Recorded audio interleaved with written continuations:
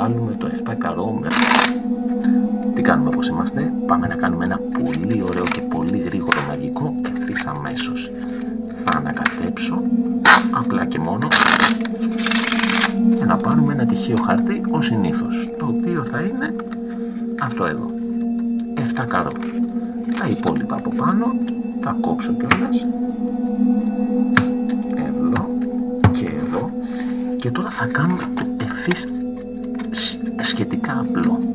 Θα τριπλάρω όλα τα φύλλα προς τα κάτω και θα βγάλουμε το 7 καρό με αυτόν τον πολύ ωραίο και φανταστό τρόπο. Αν γουστάρεις πραγματικά το content, ξέρεις τι πρέπει να κάνεις. Βρίσκονται όλα δεξιά σου, από κάτω προς τα πάνω, μέχρι και το follow. Η δύναμη είναι στα χέρια σου, ξέρεις που πρέπει να τη δώσεις. Σε αυτούς που δίνουν content, δηλαδή στα βίντεο, στα ωραία βίντεο, και όχι στους ηλίθιους που πλακώνονται στα live και βγάζουν και ένα κάρο λεφτά. Να είστε όλοι καλά, εδώ είσαι.